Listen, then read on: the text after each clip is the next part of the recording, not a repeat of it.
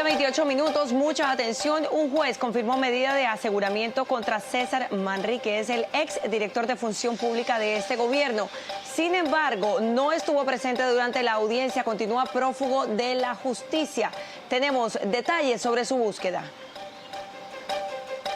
Respecto de César Augusto Manrique Facha, en su rol de director del Departamento Administrativo de la Función Pública, indicó que desde mayo de 2023 hasta mayo de 2025, presuntamente, lideró la empresa criminal desde su cargo.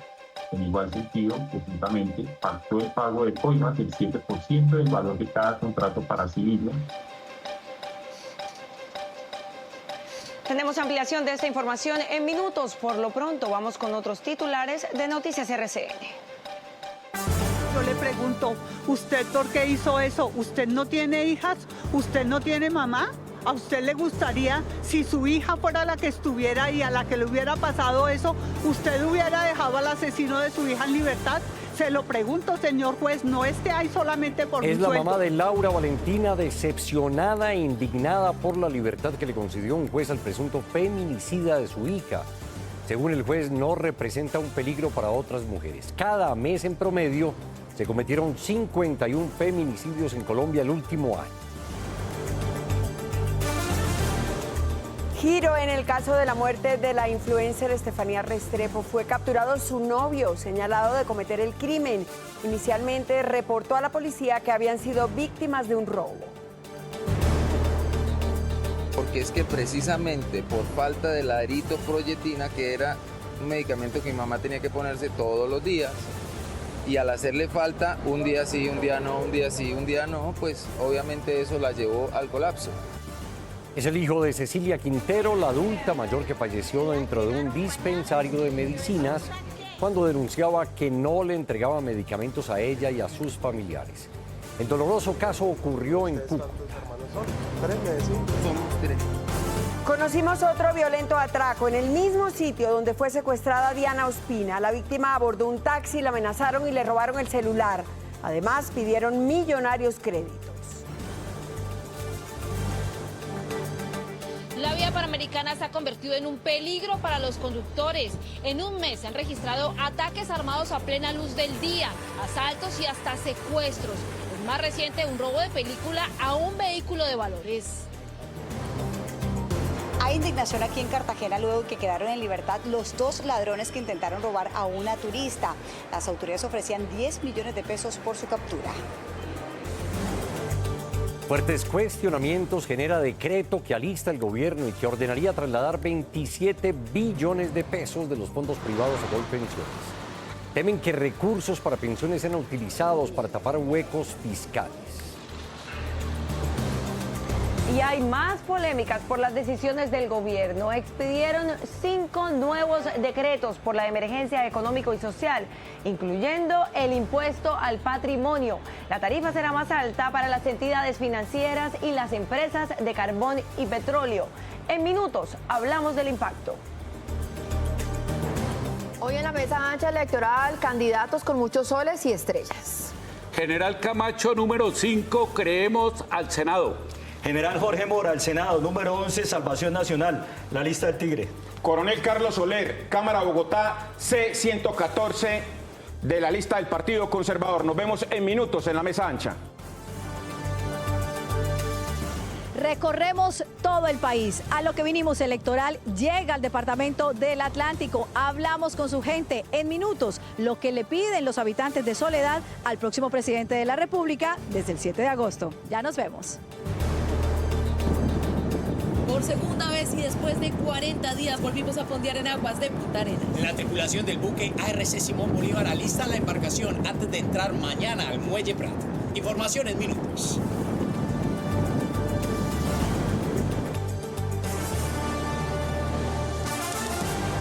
Rechazo, indignación y rabia ha causado la decisión de un juez de dejar en libertad al presunto feminicida de Laura Valentina Lozano. Durante la audiencia dijo que no representaba ningún peligro para las mujeres. Pues el hombre es señalado de haber asesinado a la joven de 21 años en su apartamento en Bogotá. Tenemos el desgarrador testimonio de Nancy Torres, mamá de la víctima, quien habló con nuestro compañero Leonardo Ballesteros del programa Mañana Express. Ni una más, ni una más. Laura Valentina Lozano Torres, de apenas 21 años de edad, era estudiante de Ciencias Políticas y una joven apasionada por el patinaje, a tal punto que dedicó sus últimos años a enseñar. Una joven talentosa hallada sin vida en un apartamento de Cedritos, en Usaquén. Ella había llegado, había subido al apartamento porque iba a recoger sus maletas, ya pues esa relación había culminado. Lamentablemente el individuo con asfixia mecánica le quita la vida a la víctima. Pero aquí viene lo que ha provocado una ola de indignación en una familia, en una comunidad. En la audiencia de solicitud de medida de aseguramiento, un juez decidió dejar al presunto feminicida en libertad. No hay ninguna evidencia de la cual nos date que exista la posibilidad, simplemente porque tenga trato con femeninas, en las cuales pueda afectarlas ese riesgo de continuidad de la actividad delictiva. Al juez yo le pregunto, ¿usted por qué hizo eso? ¿Usted no tiene hijas? ¿Usted no tiene mamá? ¿A usted le gustaría, si su hija fuera la que estuviera ahí, a la que le hubiera pasado eso, usted hubiera dejado al asesino de su hija en libertad? No tener antecedentes, no usar armas para cometer su crimen, factores que habría considerado el juez para decidir que el presunto feminicida de Laura no es un peligro para la sociedad. Y dice que no representa un peligro para la sociedad. ¿Esto es legal en Colombia? Sí, es legal. El juez tiene autonomía en sus funciones. Pero esto no significa que acá terminó todo, no significa que es la absolución. La verdad, yo como mujer y como persona estoy decepcionada en nuestra justicia. Esta es la historia no solo de una joven víctima de violencia de género, sino de unos padres que hoy son revictimizados incluso por el mismo sistema judicial que debería protegerlos. Y miren este caso en Antioquia. Hace 4 meses una joven de 26 años murió en un hospital de Caldas. En su momento el joven, pues más bien la víctima, la pareja de la víctima dijo que habían sido blanco de los ladrones. Sin embargo, la investigación determinó que fue el mismo novio, el asesino de Estefanía Restrepo, una conocida influencer. Cuando Rubén de Jesús Sánchez llegó con su novia Estefanía Restrepo a la clínica Las Vegas en Medellín, aseguró que 2 jóvenes en motocicleta los habrían interceptado en la variante de Caldas para robarlos y que en medio de la reacción la joven habría recibido 4 heridas con arma blanca. Sin embargo, la investigación determinó que habría sido Sánchez el presunto homicida. Pudimos establecer que ellos no fueron objeto de ninguna agresión de hurto calificado, sino que los hechos se suscitaron al interior del vehículo. Rubén y Estefanía tenían una relación sentimental desde hacía más o menos 1 año. La joven influencer decidió terminarla 8 días antes de que ocurrieron los hechos. Fue por las cámaras de seguridad que las autoridades esclarecieron el crimen. ¿Por qué tuvo que haberla traído hasta Medellín? ¿Por qué hizo varias maniobras precisamente para desorientar y engañar a las autoridades? En lo que va del 2026 se han registrado 4 homicidios de mujeres en Medellín. De esos, 3 son investigados como feminicidios.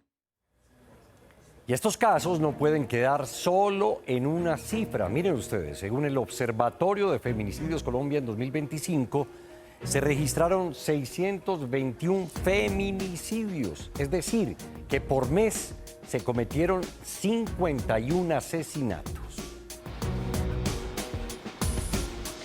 12 del día, 38 minutos. Vamos a cambiar de tema para hablar de otra noticia que conmueve al país y es la muerte de la señora Cecilia Quintero, quien falleció en un dispensario en Cúcuta mientras reclamaba que le dieran medicinas para ella y para sus familiares. En medio de esa espera, colapsó. Su hijo asegura que las medicinas que pedía eran necesarias. ¿Qué más le dijo? Brandon, buenas tardes. Hola Andrea, ¿cómo estás? Buenas tardes. Precisamente hemos llegado a este punto de la capital norte santandereana, aquí en la zona céntrica donde se realiza el funeral de doña Cecilia Quintero. Como usted lo ha indicado, hablamos con los familiares, con el mismo Jorge Alberto Rodríguez Quintero, hijo quien permanece en condición de discapacidad y por quien también hacía esta fila para exigir sus medicamentos. También con su hermana Bernarda Quintero. Pues nos ha indicado que esta medicina que ella utilizaba era vital para su vida, tenía que inyectársela diariamente y se llama eritropoyetina, precisamente que no era recibida por parte del dispensario en el que hacía fila durante varios días. Ella tenía que desplazarse desde la ciudad de Chinácota hasta acá, hasta la capital norte santandereana, para exigir la entrega de sus medicamentos, y en medio precisamente de una fila de estas fue que se alteró y perdió la vida. Aquí en Noticias RCN les contamos. Porque es un dolor muy duro en el corazón saber que por una droga pierde ella la vida, de esa manera como ella la perdió. Devastada está la familia de doña Cecilia Quintero, quien en las últimas horas murió tras denunciar que no recibía las medicinas. Yo la verdad no sé si pueda soportar este dolor. Ayer fue demasiado, mi tristeza, mi dolor.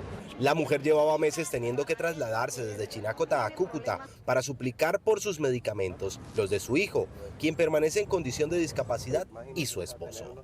Por falta de la eritropoyetina, que era un medicamento que mi mamá tenía que ponerse todos los días, y al hacerle falta un día sí, un día no, un día sí, un día no, pues obviamente eso la llevó al colapso. Son años que esta familia lleva viviendo un calvario por falta de medicamentos e inclusive en ocasiones han tenido que buscar con sus recursos propios para poder sobrevivir. Al no tener el medicamento, el corazón le falló. Solo anhelan que algún día el viacrucis que viven muchos colombianos termine y que no sigan sumándose cifras fatales en las filas de los dispensarios.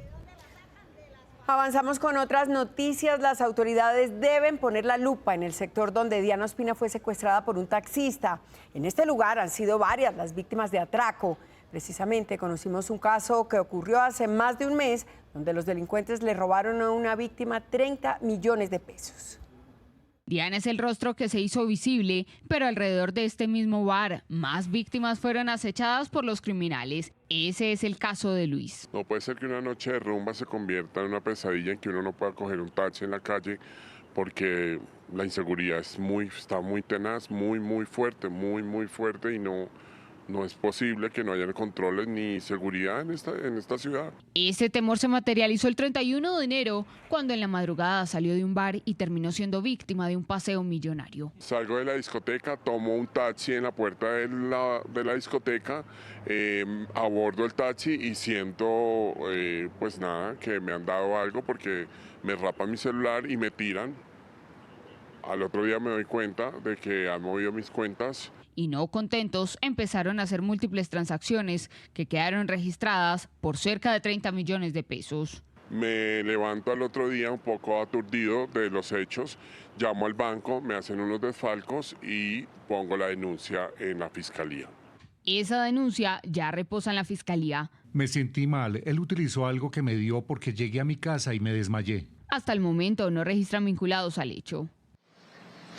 Y a propósito de esta situación, la defensa de Diana Ospina rechazó que el conductor del taxi en que fue secuestrada se declarara como, abro comillas, víctima, cierro comillas, en todo este caso. Y es que señala que antecedentes por hurto que tiene este hombre de 20 años lo vincularían directamente con la banda delincuencial. Hoy presentarán cargos por secuestro extorsivo. Serían 4 las personas individualizadas por la Fiscalía en medio del secuestro extorsivo del que fue víctima Diana Ospina la madrugada del 22 de febrero en Chapinero. Su defensa radicará formalmente la denuncia ante el ente investigador. Identificar a estas personas, capturarlas y llevarlas ante un juez con función de control de garantías a efectos de requerir la imposición de medidas de aseguramiento privativas de su libertad, imputarlos por los delitos de secuestro extorsivo, hurto agravado y calificado en nuestro criterio. Diana ya fue examinada por medicina legal y su estado es estable con seguimiento psicológico. Su abogado confirmó el monto del hurto que los delincuentes le robaron de sus cuentas. Se tiene conocimiento de que han sido un poco más de 10 transacciones bancarias y que la suma pueda ascender a los 50 millones de pesos. Además, cuestionó la declaración de quien dijo ser el conductor del taxi que la recogió a las afueras del bar y que además tiene antecedentes por hurto calificado en un caso similar en el 2024. He visto que hay algunas manifestaciones o declaraciones para constituirse como víctima. Creo que eso es algo que tiene que ser objeto de investigación. En todo caso, lo que sí estamos convencidos es que sean quienes sean, aquí hay una estructura criminal detrás. La familia de Diana además recibió múltiples llamadas extorsivas en medio de las más de 40 horas de secuestro. Por el momento, la investigación está en manos del Gaula de la Fiscalía y la Policía. Y seguimos con noticias de orden público en Bogotá, pues en imágenes quedó registrado el impactante momento en que la ciudadanía y la policía frustran en conjunto un atraco por 30 millones de pesos en la localidad de Engativá. La víctima era un hombre que acababa de retirar de una entidad bancaria esta fuerte suma de dinero. El conductor de una camioneta arrolló a los delincuentes. 2 personas fueron capturadas. Durante el procedimiento se les incautó un arma de fuego tipo revólver con 6 cartuchos para la misma, uno de ellos percutido, recuperando un monto de 30 millones de pesos que minutos antes se habían hurtado. Los capturados y los elementos incautados fueron dejados a disposición de la Fiscalía General de la Nación. Y hay indignación aquí en Cartagena porque los ladrones que amedrentaron a una turista en la vía del Cerro de la Popa fueron capturados en menos de 24 horas, pero quedaron libres el día siguiente. Tairina, ¿por qué? Buenas tardes.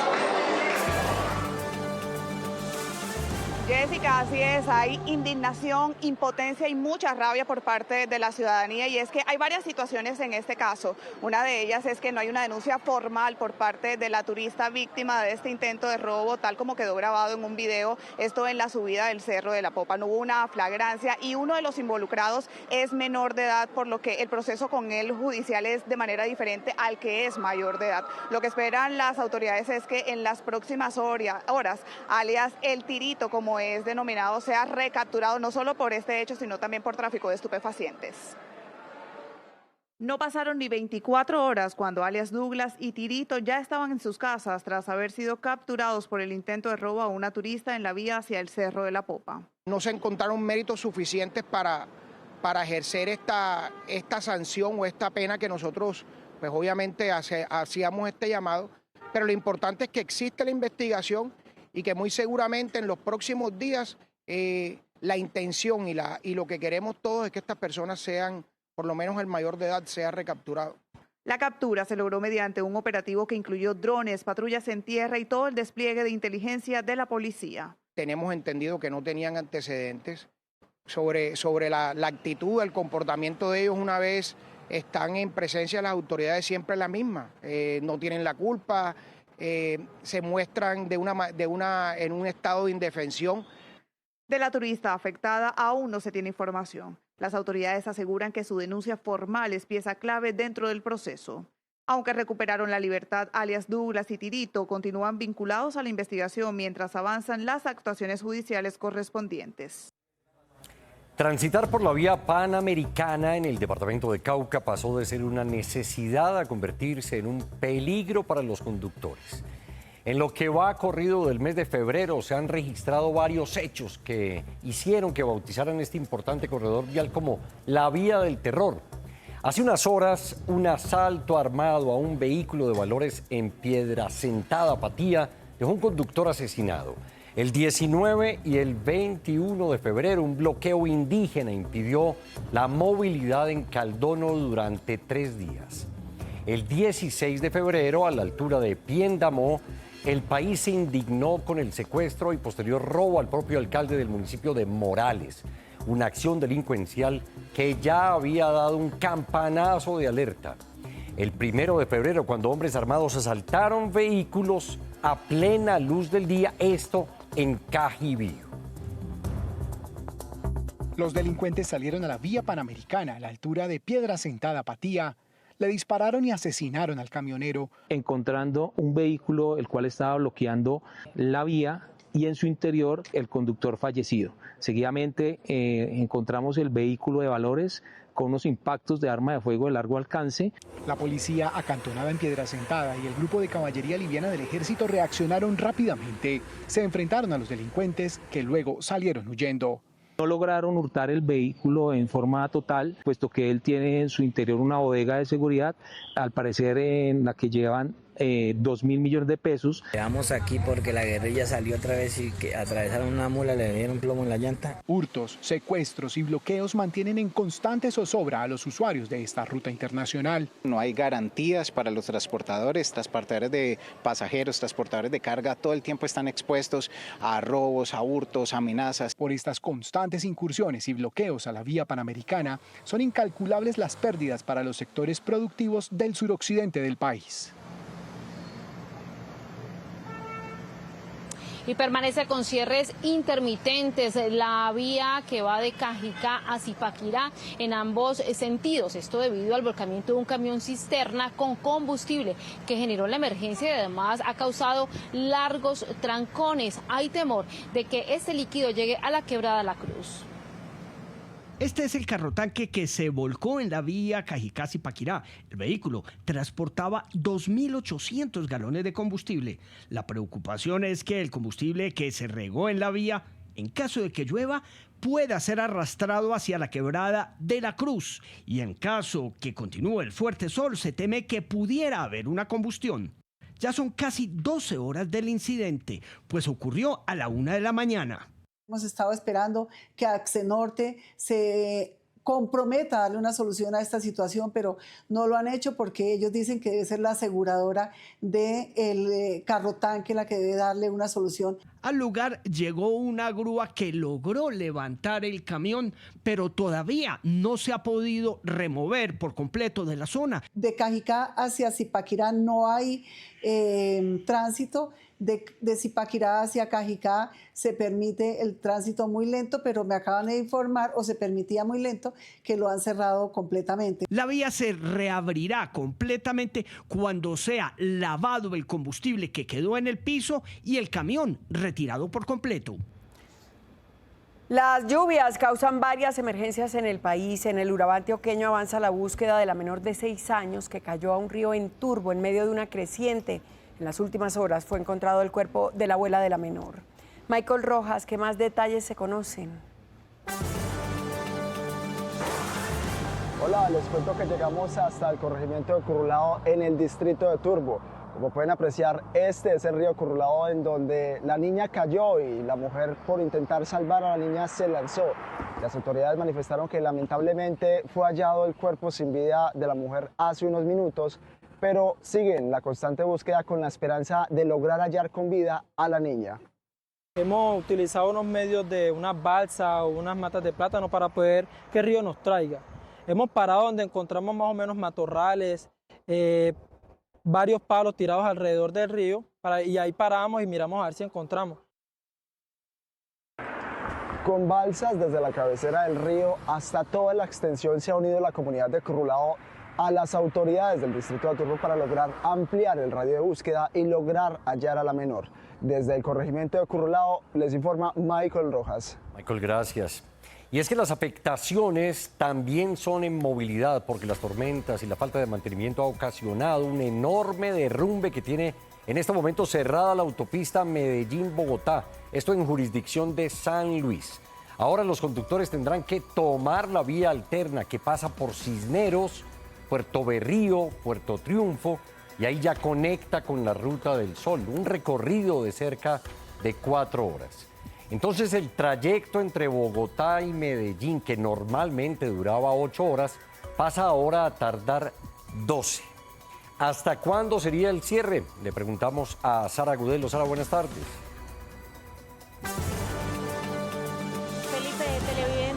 Buenas tardes. Pues mire, esta mañana el gobernador de Antioquia y las autoridades también del departamento anunciaron que podría ser este fin de semana. Eso sí, si las condiciones del clima lo permiten. ¿Por qué?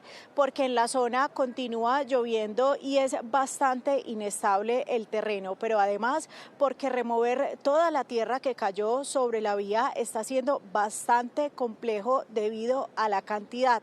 Lo que sí sabemos es que uno de los conductores que transitaba por ese lugar y que resultó lesionado ya está fuera de peligro, se recupera satisfactoriamente y por fortuna pues nada le pasó. Lo que sí es que hay una de las viviendas de esa zona afectadas. Cerca de 40.000 metros cúbicos de tierra rodaron desde la parte alta de la vereda Vallesol de San Luis, Antioquia, y taponaron un tramo de la autopista Medellín-Bogotá. Hubo una vivienda afectada, un señor que iba en un vehículo pues fue arrastrado un poco por el derrumbe, pero fue trasladado al hospital del municipio de San Luis y ya en estos momentos está fuera de peligro, no tiene ningún problema, salió sin muchas lesiones. Pero el problema no solo responde a las intensas lluvias. Según el gobernador, la falta de mantenimiento tiene en alto deterioro esa troncal. Esa vía era transitable, se mantenía en buenas condiciones y desde que está en manos del gobierno, no solamente de ahora, sino de tiempo atrás, no hay semana en que no se registre una dificultad. Ya hay maquinaria amarilla en la carretera y personal del Invías trabaja en medio del riesgo de nuevos desprendimientos de tierra. Como vía alterna entre Medellín y Bogotá, se recomienda el paso por Puerto Berrío. La autopista sería habilitada el próximo fin de semana. Estas lluvias dejan bastantes cosas en el país. Miren, en Antioquia 2 muertos y 2 desaparecidos que tienen, por supuesto, las alarmas encendidas. Y esto es lo que pasa en Córdoba. La hidroeléctrica Urral le pidió a todas las comunidades que están en la ribera del Sunú estar atentas a un posible aumento del caudal, pues podrían darse descargas de agua para bajar el nivel del embalse. Este es el panorama nacional. Las lluvias de las últimas horas acompañadas de fuertes vientos provocaron la caída de varios árboles en la vía que de Pereira conduce al corregimiento de Cerritos. 2 personas que pasaban por este sitio fueron alcanzadas por las gruesas ramas de uno de los árboles. Una de ellas murió y la otra fue llevada a un centro asistencial con múltiples fracturas y lesiones. 5 ríos desbordados, más de 10.000 personas afectadas y vías totalmente inundadas es el saldo que dejan 2 meses de intensas lluvias en el municipio de Acandí. Sus habitantes que hoy no tienen acceso a agua potable y atención médica hacen un llamado de auxilio. Lluvias en Pasto activan las alertas de las autoridades y de las comunidades. Un deslizamiento también afectó la movilidad hacia el corregimiento de Genoy. Aunque autoridades avanzan en la limpieza de las redes de alcantarillado, han hecho el llamado a las comunidades para que eviten depositar residuos en los canales de desagüe que puedan generar nuevas emergencias. Un joven de 19 años, oriundo del departamento de La Guajira, se encuentra desaparecido luego de ser arrastrado por el fuerte oleaje en el municipio de Puerto Colombia, en el departamento del Atlántico. Defensa Civil, Cuerpo de Bomberos, así como también los guardacostas de la Armada Nacional adelantan las labores de búsqueda en los 18 kilómetros de playa que tiene la población del departamento del Atlántico. Y crece la polémica por el borrador de decreto del gobierno con el que pretendería trasladar a Colpensiones cerca de 27 billones de pesos del ahorro de los trabajadores que tienen en los fondos de pensiones privadas. A sus fondos emite una alerta sobre el manejo que tendrían estos recursos que son de los trabajadores. Esta polémica gira en torno al traslado pensional. Hoy, aunque la reforma esté suspendida, se mantiene vigente que hombres y mujeres con menos de 10 años para pensionarse puedan trasladarse entre fondos privados y Colpensiones. Lo que exige el Ministerio de Trabajo con este documento es que los fondos privados también trasladen los recursos de esos afiliados. Órdenes que no son, a nuestro juicio, legales, según la ley que está vigente. Esto significaría entre 25 y 27 billones de pesos que el gobierno tendría a disposición. Cuando la gente cumple edad de pensión, esos recursos, según la ley, deben pasar de la administración de los fondos privados al Fondo de Ahorro del Primer Contributivo, que administra el Banco de la República y que va a invertir esos recursos. En ningún momento la ley permite trasladar esos recursos a Colpensiones, porque en Colpensiones lo que pasa con los recursos es que se gastan inmediatamente. La preocupación es que el dinero se destine a pagos distintos a pensiones. Y cuando Colpensiones no tiene plata, le pide plata al gobierno del presupuesto general de la Nación, y el presupuesto de la Nación se financia con los impuestos de los colombianos. Adicionalmente, se está exigiendo que los recursos se trasladen en 15 días una vez entre en vigencia el decreto. Y seguimos hablando de noticias económicas porque el gobierno nacional emitió los decretos con los que busca recaudar cerca de 8 billones de pesos para poder atender la emergencia invernal. Algunas empresas tendrán que pagar impuesto al patrimonio. Esta medida también cobija a las empresas generadoras de energía, pero ¿quiénes tendrán que pagar y por cuánto tiempo serán estos impuestos? Nos explica nuestra editora económica Lidis Ribón. Lidis. Ingrid, hola, muy buenas tardes. Pues mire, este impuesto al patrimonio se va a cobrar por toda la vigencia de 2026, pero en 2 cuotas. La primera cuota deberá pagarse en abril, la segunda cuota el 4 de mayo.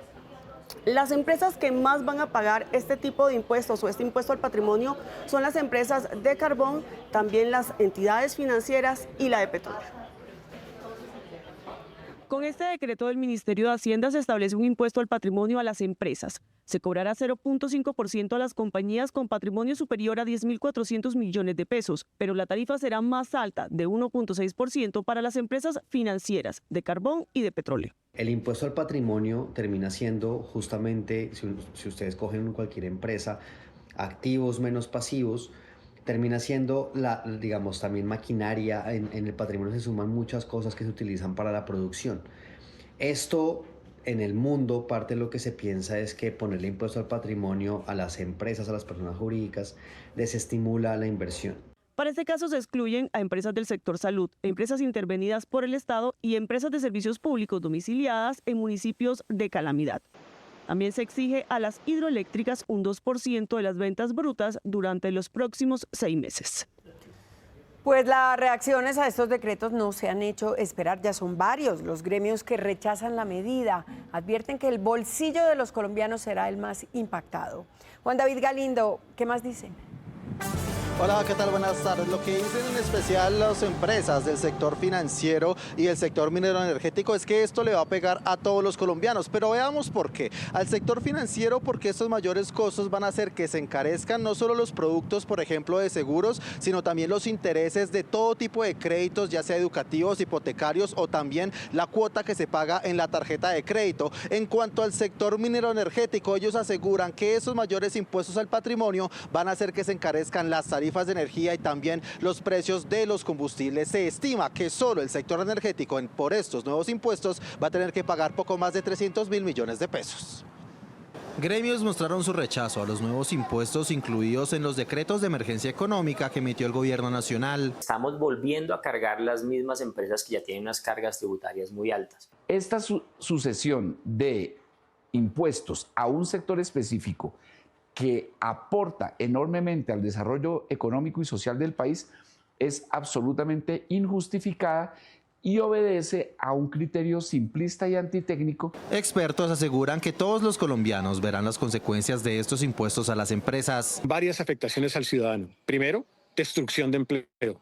Segundo, una afectación incluso a los precios. Para pagar ese impuesto al patrimonio, pues lo que tendrá que hacer es cobrar mayores intereses o cobrar servicios que hoy no cobra. Exministros también advierten sobre las facultades que le dan al gobierno para revivir la expropiación express. Para aquellos propietarios que están ubicados en esas zonas y si la agencia decide el día de mañana declararlos de interés público, pues la agencia básicamente lo que va a hacer es expropiar esos predios. Se espera que en los próximos días empresarios y gremios presenten recursos legales para intentar frenar los nuevos decretos de la emergencia económica.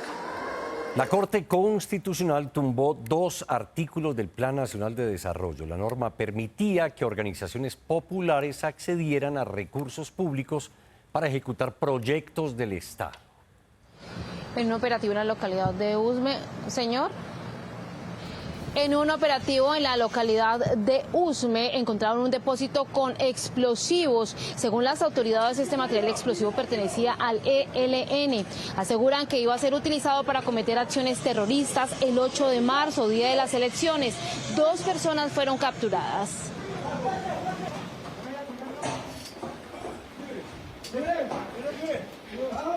1:03 p.m. Hablemos ahora de las elecciones. Televidentes, faltan menos de 2 semanas para los comicios de Congreso y consultas. Y en este momento en el país, al menos 208 municipios están en alerta por violencia electoral. Eso sí, no se va a trasladar ningún punto de votación.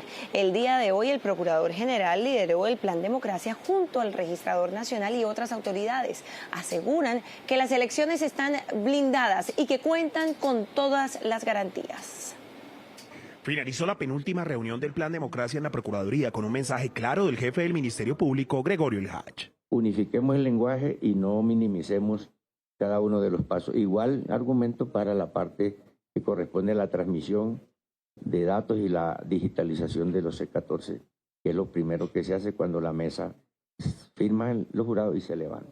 El Registrador Nacional reveló que no se trasladará a ninguna mesa por motivos de orden público.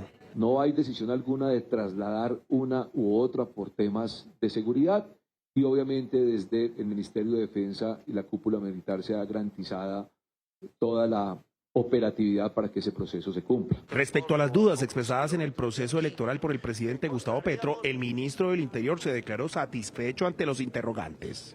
Yo le puedo contestar que estoy satisfecho con las reuniones que se están haciendo para llegar a la conclusión de qué es lo que está pasando con base en lo que ha dicho el señor presidente y lo que ha contestado hoy el señor registrador. Las autoridades concluyeron que existen 208 puntos calientes en materia de riesgo de orden público en el territorio nacional, los cuales están siendo mitigados con la inteligencia del Ejército y de todas las fuerzas militares para blindar las elecciones. Igualmente, se anunció una recompensa de 50 millones de pesos por información efectiva para evitar los delitos electorales. Y la registraduría presentó el código fuente del software que contará con veeduría internacional, con representantes de diferentes partidos. La entidad explicó la transparencia que tendrán los comicios del próximo 8 de marzo. Hoy la registraduría reveló el código fuente del software de escrutinio a los auditores de cada partido político. Pero, ¿qué es exactamente el código fuente? El código fuente es una serie de instrucciones o pasos a pasos que están hechos de manera escrita para que un computador pueda contar los votos uno a uno de forma válida, consolidarlos y publicar esos votos. Y es que ese software es el que consolida los resultados oficiales, por eso es clave garantizar su transparencia. El software está hecho para hacer claramente el conteo de votos, la validación y la publicación.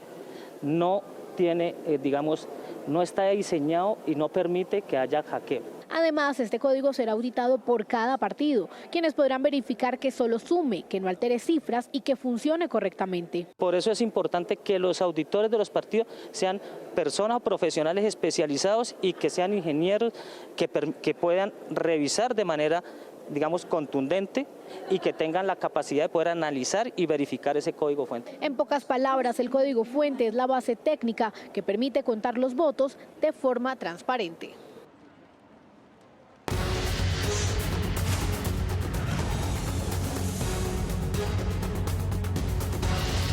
Hola, ¿qué tal? Muy buenas tardes. Bueno, yo los saludo con una temperatura altísima, calor impresionante a esta hora del mediodía en el municipio de Soledad, en el departamento del Atlántico. Estoy saludándolos desde una de las esquinas más concurridas, justamente en la entrada del barrio El Hipódromo. Y quiero mostrarles esta bebida, mire, refrescante, jugo de naranja, 32, 34 grados a esta hora del mediodía. Hola, buenas tardes. ¿Cuál es su nombre? René Jiménez. Bueno, ¿cómo está la venta? ¿Qué tal esta delicia para este calor? Excelente, muy importante y refrescante para este grado de calor tan alto.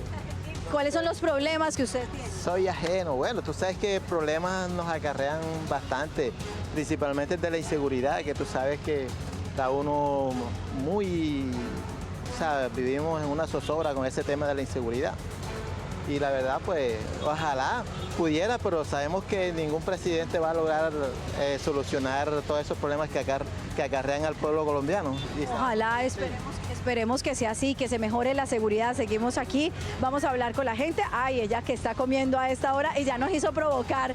Un saludito para la cámara, para que la gente la vea, la familia la vea. ¿Cuál es su nombre? Clara Cayón. Bueno, Clara, ¿qué está comiendo a esta hora? Arepa y chocolo. Arepa y choclo, pero también la arepita de huevo, ¿no?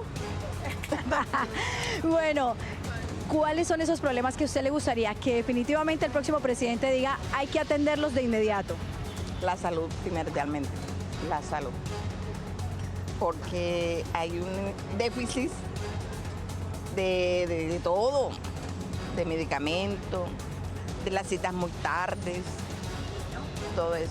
Tiene toda la razón, porque ese ha sido uno de los temas que más precisamente nombran los colombianos a la hora de abrirles los micrófonos, a la hora de abrir las cámaras y decirles qué le pide usted al próximo presidente. Seguridad y salud, sin duda alguna. Vamos a seguir aquí con la gente de este municipio de Soledad en el departamento del Atlántico. ¿Cuál es su nombre? Julio César García. Bueno, don Julio César, pregunta clara, ¿qué le pediría usted al próximo presidente de la República cuando llegue a la Casa de Nariño? Yo le pido que se ponga los pantalones bien puestos porque en realidad el pueblo está pidiendo un presidente bueno ya para que arregle esto.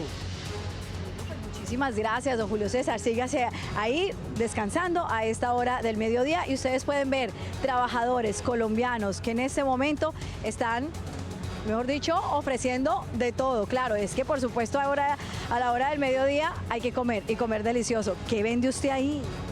El chorizo, amiga. ¿Qué le pide usted al próximo presidente de la República? Seguridad, seguridad. Porque hay mucha inseguridad ahorita. ¿Ha sido víctima de robos? Sí, claro. ¿Qué le ha pasado? No, bastante atraco, extorsión. Bueno, ¿cuál es su nombre?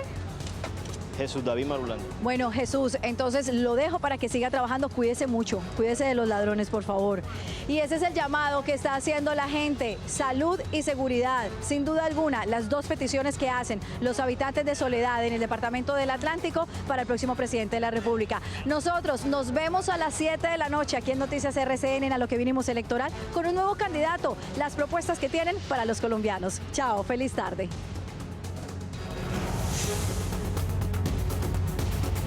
Y hoy tengo una mesa, digo yo, con muchos soles y con muchas estrellas. Son oficiales en retiro que decidieron dar un salto y pasar a la política electoral. Está con nosotros el general Camacho. General, gracias por estar acá. Muchas gracias por la invitación. Estoy creemos con el número 5 al Senado de la República. Tenemos dentro de nuestras propuestas seguridad ciudadana, apoyo a las instituciones de la fuerza pública y apoyo a nuestros veteranos. General Eliezer Camacho, número 5 en Creemos, General Mora. Marixa, muchas gracias a ti, a Eliezer, a Carlos, a todos los televidentes. Soy el general Jorge Mora, candidato al Senado de la República por Salvación Nacional, la lista del Tigre, número 11 al Senado. Mi propuesta principal es recobrar la seguridad de los colombianos y está basado en que Colombia no puede seguir en 60 años de guerra y que las políticas de seguridad sean una política de gobierno, no de Estado. Vamos a llevar un proyecto de ley de seguridad y defensa que a partir de allí ningún gobierno vuelva a jugar con la seguridad de los colombianos. Y también está con nosotros el coronel Soler. Marixa, muchas gracias por la invitación a mi general Camacho, a mi general Mora. Lo que nosotros queremos desde el Partido Conservador, con el C-114 a la Cámara de Bogotá, es recuperar las capacidades especiales de la Fuerza Militar y Policial. El pie de fuerza y la capacidad helicoportada, recuperar la inteligencia y mirar cómo llamar actividad a los miembros de la fuerza pública que por temas ideológicos el gobierno ha sacado de la línea de mando, los señores generales, con mayor experiencia en temas de combate y operaciones contra grupos ilegales, viendo que ha crecido casi un 300% de lo que recibió Gustavo Petro a lo que tenemos hoy en día. Ustedes ya vieron, su experticia, la experticia de ellos es la seguridad, así que por supuesto también hablaremos de la seguridad en el país o en Bogotá, en las ciudades. Pero tenemos que arrancar con el tema del día y son estos decretos, estas medidas que ya se conocen en medio de la emergencia económica para atender el invierno y todas las afectaciones por cuenta del invierno. De esos decretos imponen un impuesto al patrimonio, una expropiación fácil para asignación de tierras a damnificados y una contratación sin licitación en plena época electoral. Sobre eso, general Camacho. Primero que todo, seguir afectando a la empresa privada es un gran error. Ya no aguantan más impuestos y eso necesariamente afecta la contratación de los ciudadanos, tener más posibilidades de empleo. Igualmente, hay unos temas que está maquillado por el tema de las inundaciones, pero eso es una expropiación, poderse apoderar desafortunadamente las tierras, según ellos, para asignarlas a las personas que están afectadas, pero eso tiene más un fondo de expropiación. Y también a 12 días de las elecciones no puede ser que tengan contratación directa sin los requisitos de ley. Hoy estamos precisamente en un proceso electoral que no permite que se realicen estas actividades y que posiblemente estos dineros van a afectar directamente el proceso electoral. Sí, General Mora. Gracias, Marixa. Me preocupan dos cosas fundamentales. Primero, que desde ya se van a empezar a hacer recaudos y que estos recaudos seguramente van a incidir en este proceso electoral que se avecina. Segundo, que insiste y sigue este gobierno haciendo este tipo de decretos, de proyectos que son polémicos y que hacen parte de una narrativa porque seguramente la Corte Constitucional los va a tumbar. Pero finalmente es victimizarse el gobierno, el presidente Petro y sobre todo llegar a creer, a hacer creer a los colombianos que los culpables es la institucionalidad, el establecimiento y que ellos quieren hacer la reforma, los decretos para cambiar el país y que no han podido porque el establecimiento o la institucionalidad no se los permite. Es una narrativa que nos han acostumbrado en estos 4 años, pero en este caso lo preocupante es que estamos a puertas de unas elecciones y es preocupante porque desde ya pueden empezar a hacer recaudos. Coronel. Marixa, ¿qué vemos allí? Vemos un abuso de los poderes del presidente de la República, está atropellando la democracia desde el punto de vista constitucional y legal. Primero, está legislando por decreto, eso está prohibido. Y la Corte lo va a tumbar. Lo segundo, lo que hemos visto en el tema de tierras es la persecución permanente a quienes tienen algo de tierra con el cuento de los mega ricos y con estos decretos lo que hace es expropiación express. ¿Qué sucede? Que en la Agencia de Tierras, en 3 años y medio que lleva el gobierno, lo que se ha generado es una mega corrupción que ha sido destapado por los diferentes medios de comunicación que hacen su trabajo. Y en cuanto a la persecución al sistema minero energético, es una obsesión del presidente apoderarse de Ecopetrol, de todas las capacidades mineroenergéticas para decir que esos son los mega ricos y ahora les vuelve más onerosa la capacidad de exploración y explotación. ¿Qué hace? Correr la inversión extranjera y con eso genera regresividad. Todo se va a caer, Marixa, todo se va a caer, pero entonces la narrativa es no me dejaron gobernar y lo voltean hacia el tema de grandes capacidades que van a recaudar en 15 días para colocarlos en donde tienen alcaldes y gobernadores y le da la posibilidad rápidamente de contratación express. Corrupción es lo que vemos venir. Coronel, hablemos ahora del tema de la seguridad. Ahorita quizás uno puede tener una percepción, uno puede hacer comparaciones, pero nada es tan real a las personas que estuvieron ahí sí que en primera línea de batalla, enfrentando a los grupos al margen de la ley, enfrentando el secuestro, la extorsión, la guerra de hace 20 años. Y yo les quiero preguntar a ustedes, que eran los que estaban ahí en ese momento, ¿estamos como muchos sienten como hace 20 años peor o eso es una falsa percepción? Mire, Marixa, cuando el gobierno de Gustavo Petro recibió 6.814 miembros de grupos armados ilegales allí con armas y fusil. El último conteo que nos publica una revista de amplia circulación fue exactamente 26.000 hombres en armas hace un mes, contados en las diferentes estructuras de FARC, ELN, 2 disidencias. Entonces vemos una FARC que se desmovilizó y está en el Congreso con curules. Vemos otras FARC de Iván Márquez al otro lado de la frontera y vemos la FARC de Iván Mordisco que ahora tiene una subFARC de Calarcá. Y todo esto crecido basado en un tema muy delicado, los decretos de cese al fuego. O sea, sí estamos como hace 20 años. Como hace 20 años y disparada la extorsión y el secuestro y ya se siente en las ciudades. General Mora. Y en estos 4 años los grupos armados y bandas criminales, gracias a su fracasada política de paz total del presidente Petro, lo que permitió fue el crecimiento, fortalecimiento de los grupos y ocupar gran parte de espacio que ya habíamos recuperado durante más de 30 años atrás. Es decir, retrocedimos casi 30 años atrás y peor aún, estamos con un gobierno que patrocinó ello. De manera de que yo creo que estamos peor aún y lo más preocupante es que estamos en un periodo electoral donde esto va a incidir ostensiblemente en el voto, sobre todo regional. No, es una realidad, pero yo casi que no me atrevería a comparar lo de hace 30 años con ahora. Nunca habíamos tenido un gobierno que facilitara la expansión de los terroristas. Con su paz total, con otros temas que benefician a estos delincuentes, con la poca acción, con la disminución de presupuesto de militares y policías, ahí es donde estamos viendo la diferencia, porque los gobiernos, a pesar de que había debilidad antes del gobierno del doctor Uribe, pero siempre fueron institucionales y eso es lo que no estamos viendo. Hoy no hay una institución que esté atacando a los delincuentes, la expansión de los cultivos. Yo creo que cerrando el año vamos a estar por encima de los 400.000 hectáreas de hoja de coca, que eso es incontrolable. Una afectación a la fuerza pública. Lo hago por la policía, conociendo la policía.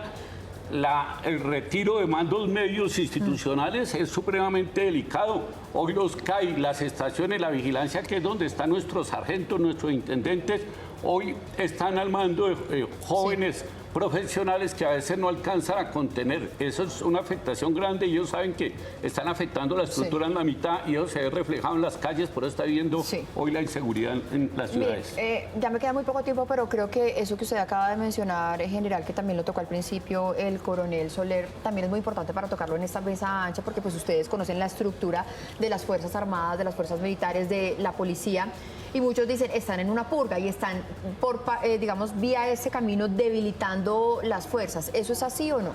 Cuando usted ve que desbaratan los sistemas, el primer sistema que desbarataron, todo el sistema de inteligencia, generales y coroneles de policía y fuerzas militares, que estaban haciendo curso para ascenso a brigadier general, y los que estaban escogidos y aprobados por el Congreso, escuchen lo que estoy contando, y los dos que estaban en las fuerzas que habían trabajado y eran contundentes, los desaparecieron. Los coroneles fueron amedrentados y fueron colocadas personas que no manejan el proceso de inteligencia, el ciclo de inteligencia. Cuando uno trabaja en estos temas de inteligencia entiende que se crea desde teniente, capitán, mayor, coronel y general con americanos, británicos, israelíes que le comparten a usted su información porque creen en usted. Pero cuando saca toda y coloca gente que no conoce, se frena eso. Claro. ¿Qué mal frenaron? Los helicópteros los dejaron en tierra, la mitad de los Black Hawk están en tierra y todos los MI-17 rodados de a lo de corrupción se fueron allí, gravísimo. Y la moral de la fuerza pública está bastante golpeada. General. Marixa, por supuesto que sí, la fuerza pública fue diezmada, debilitada, pero que hay que entrar a mirar la raíz de por qué es estructuralmente. Colombia lleva más de 60 años de guerra contra el terrorismo y la violencia. Pero ¿por qué ha llegado esto y por qué se ha incrementado? Porque la seguridad y defensa nacional es una política de gobierno, es decir, está el vaivén de los gobiernos. Por eso fue que este gobierno la destruyó, debilitó a la fuerza pública. Por eso, para empezar a arreglar este problema de la seguridad y defensa de los colombianos, debemos hacer una política de Estado para que ningún gobierno vuelva a jugar con la seguridad, con la protección y con la vida de los colombianos. Ahí es donde está el problema. General. Yo veo muy grave lo que ha hecho el gobierno con la inteligencia, tanto militar como policial. La inteligencia siempre así sobresale por las actividades contra estos grupos criminales y eso no lo estamos viendo los colombianos. Estamos observando que no hay tema anticipativo, el derribamiento de ese helicóptero, la toma de estaciones que no lo veíamos hace 30 años, la disminución del personal y la disminución del presupuesto. Claro, prácticamente no está funcionando la inteligencia. Eso no hay. Hoy la tiene el M-19 en la Dirección Nacional de Inteligencia y no la tiene la policía como una cosa final, porque muchos, digamos que están también, que son voceros del gobierno, dicen algo que me parece que es muy razonable. Dice, nosotros somos el gobierno que le mejoró las condiciones salariales y las condiciones en general a la base, a la fuerza, a los policías, a los militares. ¿Eso es cierto o no es cierto? Mire, me quedan un minuto para los tres. Un minuto. Eso no es cierto. Lo de los sueldos y la nivelación salarial viene de un comité de renovación e innovación que se hizo hace 7 años y vio que puso por decreto y pidió un COMPES que fue aprobado y que era progresivo hasta el 50, 75 y 100%. Este gobierno aumentó en los últimos 25% porque está por ley. O sea, no es cierto. Y el tema salarial y presupuestal se lo dio a los civiles del Ministerio de Defensa. Coronel. Es cierto, rápidamente con los dos generales, es cierto, pero lo más preocupante de esto es que después de que termina... O sea, ¿es cierto que sí se les niveló el salario a los militares? Pero no fue este gobierno, fue algo que venía ya de gobiernos anteriores. Pero lo preocupante es que estos jóvenes, cuando terminen de prestar el servicio militar, ¿qué van a hacer? Engrosar las filas de los grupos armados. Por eso el servicio militar debe tener parte de lo que se está haciendo, pero parte de una preparación técnica para entregarle a la sociedad ciudadanos que puedan servirle a la sociedad y no ir a engrosar los grupos armados. General. En la policía hay una jugadita. Están subiendo por el IPC y no por el salario mínimo. Entonces, cada día el salario está peor. Hoy un intendente está casi ganando un salario mínimo de un ciudadano común y corriente. Es la jugada. Aparentemente le suben, pero mentiras que le afectan el salario porque no está igual que todos los ciudadanos con la misma medición. Bueno, por eso hay que escuchar a los que saben de verdad. Pues general y coronel, muchos soles y muchas estrellas en esta mesa. Muchísimas gracias por estar acá, un espacio democrático que ha abierto Noticias RCN para que ustedes conozcan los candidatos al Congreso, la mesa ancha electoral.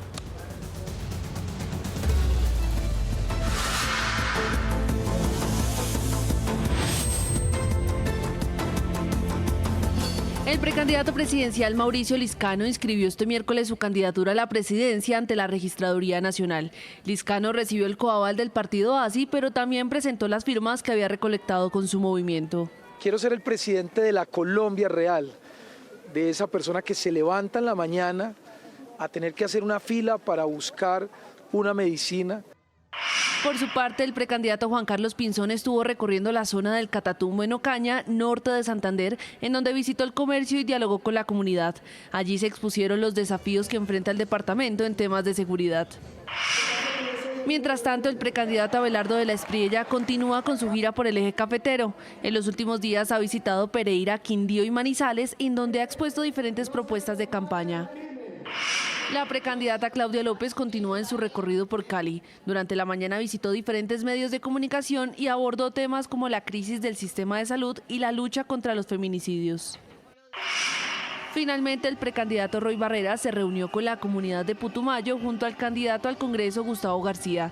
Este miércoles también estuvo recorriendo en la mañana Valledupar y desde allí rechazó la posibilidad de convocar una asamblea constituyente.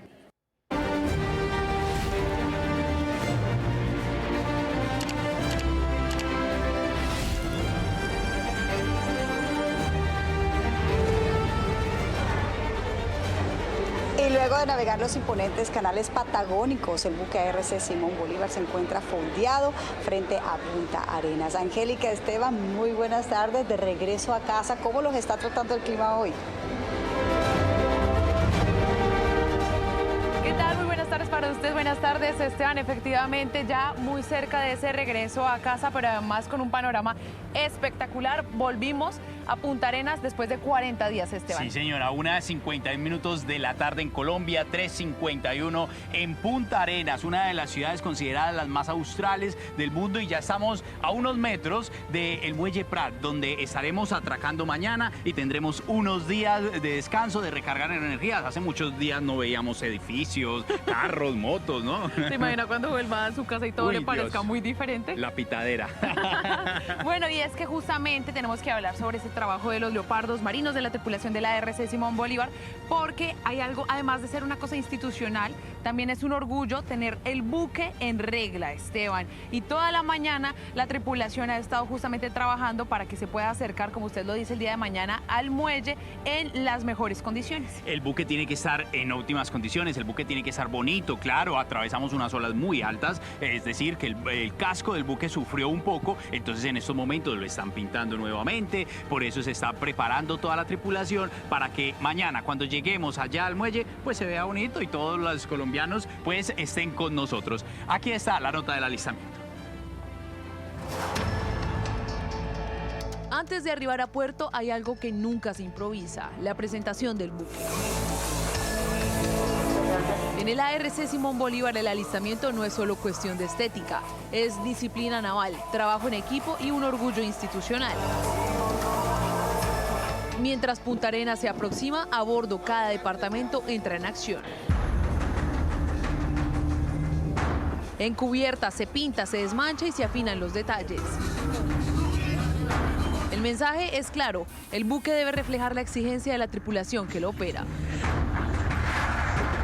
El Simón Bolívar es la representación del país, de Colombia, y no podemos llegar a un puerto extranjero pues, en malas condiciones. Entonces la intención del día de hoy es que todo el personal del buque, en trabajo en equipo, realicemos lo que es el baldeo que ya habíamos hablado anteriormente, se limpien nuevamente las cubiertas, se quite la sal un poco y pues se haga un trabajo un poquito más profundo. El trabajo de todos los departamentos es vital para este alistamiento. Cada espacio tiene un responsable y cada responsable tiene una misión. Cada uno de los departamentos en sus áreas que les corresponde, haciendo el desmanche de las cubiertas, quitando óxido, elaborando todo y haciendo pendiente los equipos que están sobre cubierta, y también se está haciendo el aseo general de la unidad pues para que sea para presentación. El objetivo es uno, llegar a puerto en condiciones óptimas, listos para representar a Colombia. Nos distribuimos los trabajos en ciertas zonas y lo que es pues, más principal que se va a ver en el puerto. Así que pues, podemos ver a toda la tripulación de este momento trabajando, realizando baldeo, pintura, mantenimiento de diferentes equipos para que el día de mañana todo esté bien presentado. El ARC Simón Bolívar debe estar listo para continuar su travesía rumbo a casa. Café tostado Premium Exportación, hecho exclusivamente con los mejores granos colombianos. Calidad super premium tipo exportación. Café tostado, así sabe un gran café. Qué orgullo, Esteban, la imagen que estamos viendo en pantalla, nuestra bandera que no ha dejado de representarnos estos 82 días a bordo.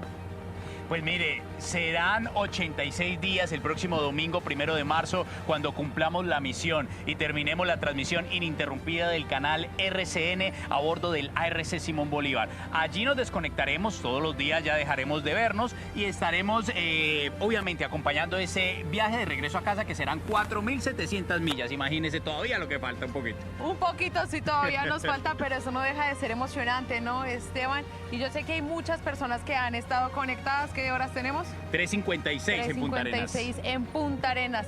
Y hay personas que también además no dejan de dar los saludos que son muy importantes para todos nosotros. Pero nosotros vamos a estar pendientes de toda esta información y les llevaremos más detalles en nuestras próximas emisiones. Terminamos por lo pronto. Nos despedimos, estamos contentos, estamos felices, estamos full avante. Buen viento y buena mar.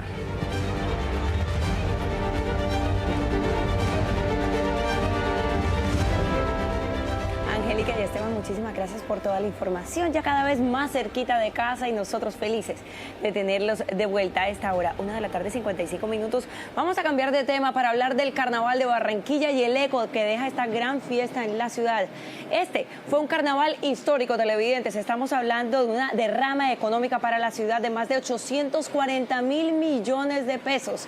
29.000 hacedores participantes en la fiesta cultural más importante que tiene nuestro país. Y 6 millones de espectadores en los distintos eventos, 40 de ellos en 30 días. Un carnaval para la historia ha quedado en la retina del carnavalero. La fiesta del Rey Momo versión 2026 impulsó la economía de la ciudad a otro nivel, generando una movilización económica de 825.000 millones de pesos, generando 195.000 empleos.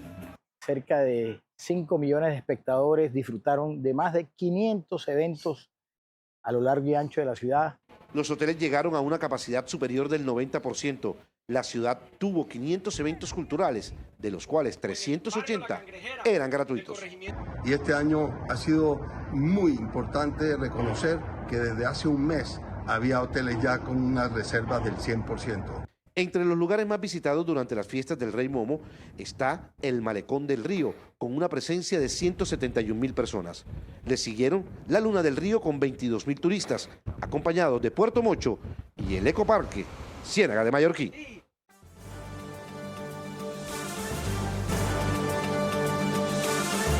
Continuamos. El discurso del Estado de la Unión del presidente Donald Trump también sirvió de escenario para encuentros emotivos, condecoraciones y elogios para deportistas. Uno de estos momentos fue cuando el liberado opositor venezolano Enrique Márquez volvió a abrazar a su familia tras permanecer un año detenido en el helicoide.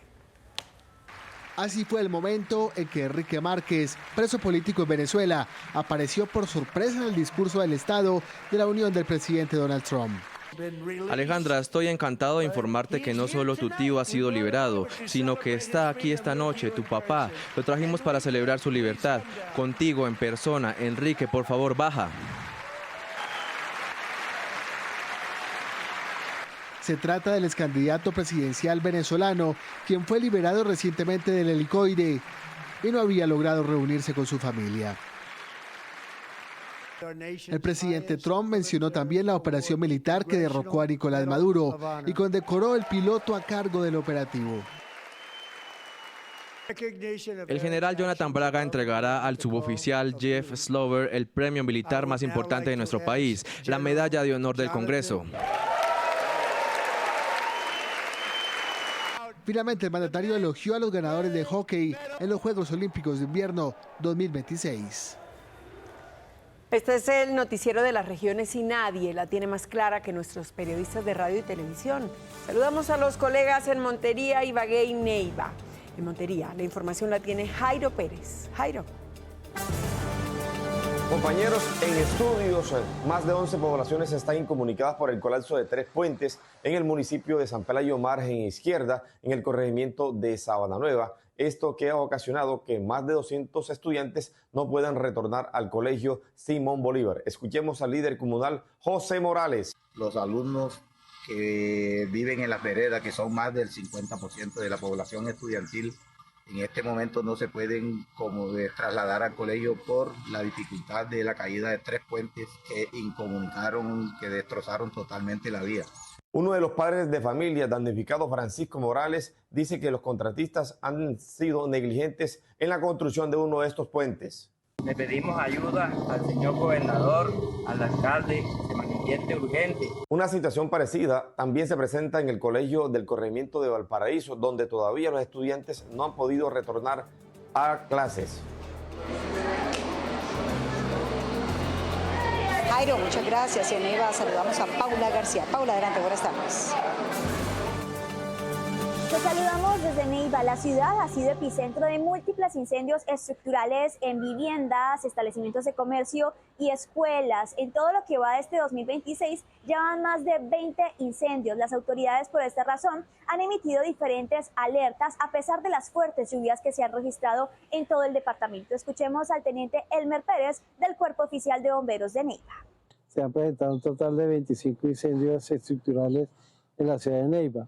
Las causas más comunes son accidentales, por problemas eléctricos o por fallas en la batería de celulares de computadores. El 80% de estos incendios estructurales son causados por accidentes que podemos prevenir en nuestros hogares. Ante esto, las autoridades aconsejaron contar con extintores vigentes, rutas de evacuación definidas y también reportar cualquier conato de incendio de manera inmediata.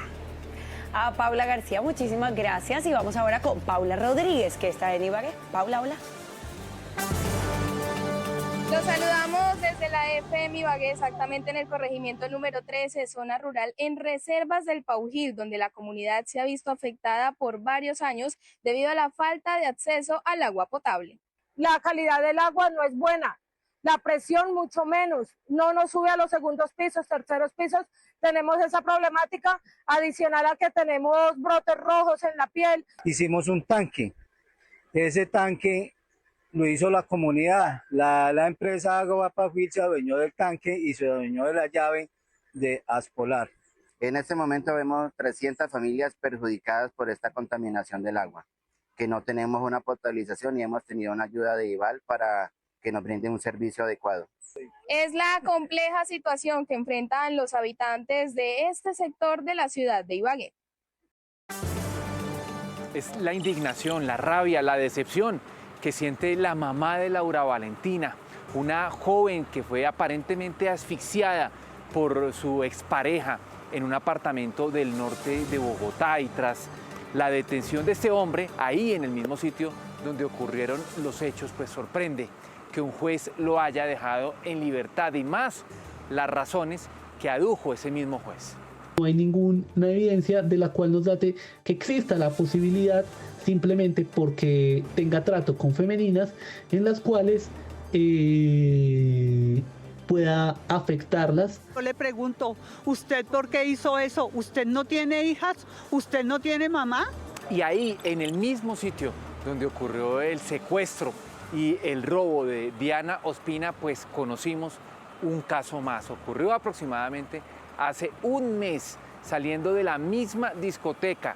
Dice la víctima que al abordar un taxi, pues lo apuñalaron y además lo robaron, le sacaron la plata y además le pidieron un crédito por 30 millones de pesos. Salgo de la discoteca, tomo un taxi en la puerta de la discoteca, abordo el taxi y siento, pues nada, que me han dado algo porque me rapan mi celular y me tiran. Y la tercera, la preocupación que genera un decreto que alista el gobierno y que obligaría a los fondos privados a trasladar 27 billones de pesos a Colpensiones. Advierten que ese dinero podría ser utilizado para tapar huecos fiscales que tiene actualmente el Estado con plata de los ahorradores. En ningún momento la ley permite trasladar esos recursos a Colpensiones, porque en Colpensiones lo que pasa con los recursos es que se gastan inmediatamente. Ahí estamos, por la app, por las redes y por la pantalla. Pongámonos al día siempre por Noticias RCN. Muy bien, se nos acaba el tiempo. Es todo en materia de entretenimiento por ahora. Para ustedes una feliz tarde y para ustedes también, Inefeli, feliz tarde. Muchas gracias. Feliz tarde, Luza. Y bueno, es momento de conectarnos con nuestro set virtual, donde Gloribet Pardo está con un especialista que nos habla de la gastritis. Gloria, adelante.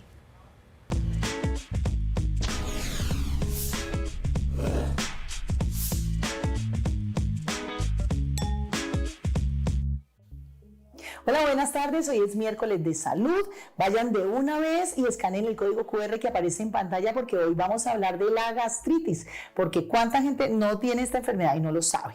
Estamos con el doctor Alejandro Concha Mejía. Él es jefe del servicio de gastroenterología de las clínicas del Country y La Colina y además es presidente de la Asociación Colombiana de Gastroenterología. Bueno, doctor, bienvenido. ¿Y qué es la gastritis? ¿Es ese dolor que sentimos en la boca del estómago? Gloribet, para nada.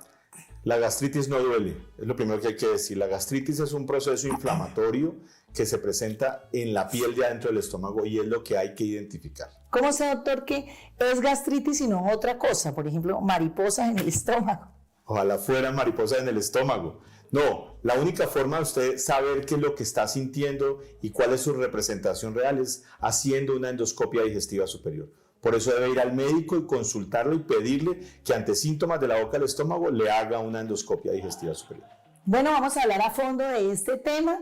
Ustedes van a la app del canal RCN, oprimen Noticias RCN y ya nos vemos. Así es, Gloribet, estaremos conectados. Terminamos esta emisión de Noticias con información de nuestras regiones. Andrea. Inés María, hablamos de queso antes de despedirnos porque está barato. Aquí en la ciudad de Barranquilla nos está reportando una disminución en el costo de este producto de la canasta familiar. Bajó 2.000 pesos la libra, que está quedando a 12.000 pesos. Una gran noticia para todos los que disfrutamos de este producto, Jessica, y nos dicen que podría seguir bajando. Y que nos encanta además, así es. Y aquí en Cartagena tenemos una muy buena noticia porque fue escogida entre 630 ciudades para los premios Mayor Challenge de Bloomberg Philanthropies. La ciudad recibió $1 millón para dignificar el trabajo de 142 vendedores tradicionales del centro histórico con iniciativas de acompañamiento educativo, por supuesto también psicosocial y para la modernización de su mobiliario. Gracias por acompañarnos. Feliz tarde.